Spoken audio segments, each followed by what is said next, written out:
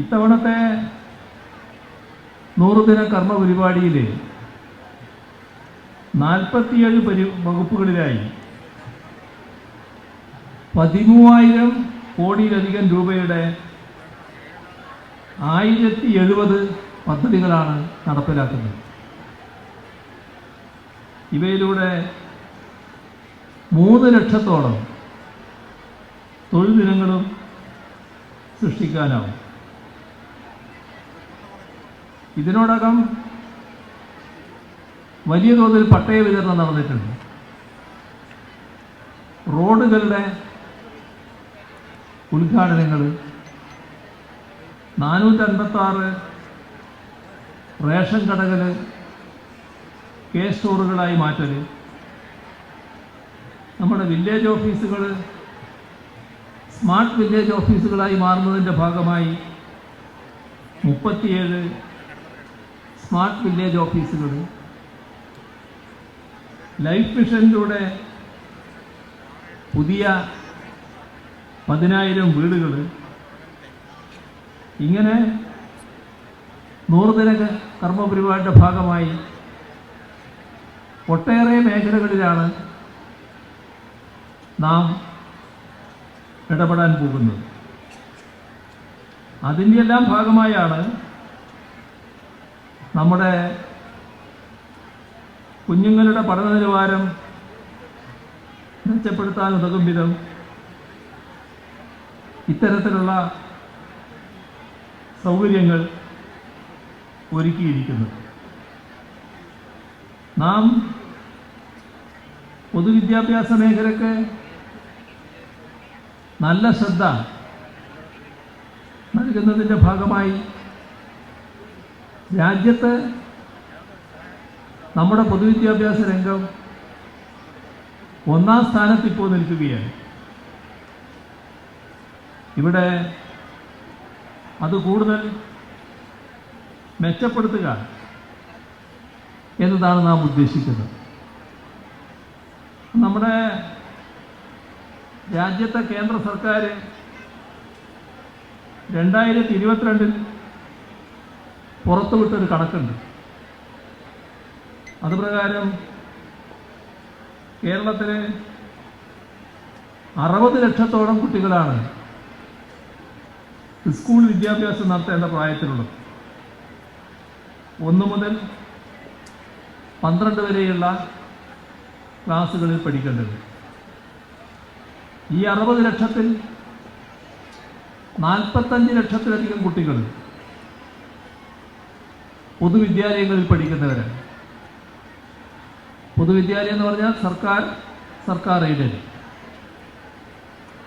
അതായത് 80% കുട്ടികൾ പൊതുവിദ്യാഭ്യാസത്തിൻ്റെ ഭാഗമാണ്. പൊതുവിദ്യാഭ്യാസ രംഗത്തെ ഈ വൻപിച്ച പങ്കാളിത്തമാണ് നമ്മുടെ വിദ്യാഭ്യാസ മാതൃകയുടെ ഉന്നത നിലവാരം കാണിക്കുന്നത്. കഴിഞ്ഞ 8 വർഷത്തെ അനുഭവമെടുത്താൽ വിദ്യാഭ്യാസ മേഖലയിലുള്ള ഒട്ടേറെ ഇടപെടലുകൾ രാജ്യം ശ്രദ്ധിച്ച, ചിലപ്പോൾ ലോകം ശ്രദ്ധിച്ച ഇടപെടലുകൾ നമ്മുടെ കേരളത്തിലുണ്ടായിട്ടുണ്ട്. കോവിഡ് മഹാമാരി വിദ്യാർത്ഥികളുടെ പഠനം തടസ്സപ്പെടുത്തുകയായിരുന്നു. പക്ഷെ ഇവിടെ തടസ്സപ്പെട്ടില്ല. ഓൺലൈൻ വിദ്യാഭ്യാസം നല്ല രീതിയിൽ സംഘടിപ്പിക്കാൻ നമുക്ക് കഴിയും. ഇപ്പോൾ ചൂരൽമലയിലും മുണ്ടക്കയിലും മറ്റും ദുരന്തമുണ്ടായപ്പോൾ എത്ര ഫലപ്രദമായാണ് വിദ്യാഭ്യാസ വകുപ്പും നാടാകെയും ആ കുട്ടികളുടെ വിദ്യാഭ്യാസം തുടരുന്നതിനുള്ള കാര്യങ്ങൾ സജ്ജമാക്കിയത് എന്നത് നമ്മുടെ നാട് കണ്ടതാണ്. കേരളത്തിലെ 973 സ്കൂൾ കെട്ടിടങ്ങളാണ് കിഫ്ബി ധനസഹായത്തോടെ നിർമ്മിക്കുന്നത്. 2500 കോടിയോളം രൂപയാണ് അവയ്ക്ക് വേണ്ടി ചെലവഴിക്കുന്നത്. 508 കെട്ടിടങ്ങൾ ഇതിൽ പൂർത്തിയായി കഴിഞ്ഞു. പൊതുവിദ്യാഭ്യാസ മേഖലയുടെ അടിസ്ഥാന സൗകര്യ വികസനത്തിനായി ഏതാണ്ട് 4500 കോടിയോളം രൂപയാണ് കഴിഞ്ഞ 8 വർഷം ഇവിടെ ചെലവഴിച്ചിട്ടുള്ളത്. ഇതാണ്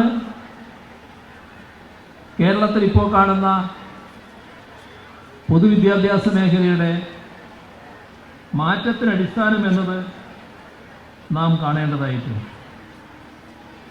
നമ്മുടെ വിദ്യാലയങ്ങൾ ഈ പറയുന്ന പശ്ചാത്തല സൗകര്യം മെച്ചപ്പെടൽ മാത്രമല്ല, അക്കാദമിക് നിലവാരം നല്ല രീതിയിൽ മെച്ചപ്പെടുത്തുന്നതിനുള്ള നടപടികളാണ് ഉണ്ടാകുന്നത്.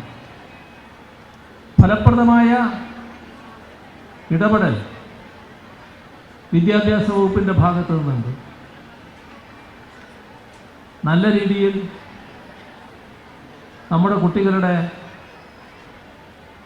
അക്കാദമിക് മികവ് വർദ്ധിപ്പിക്കുന്നതിൽ ഇടപെടലാണത്.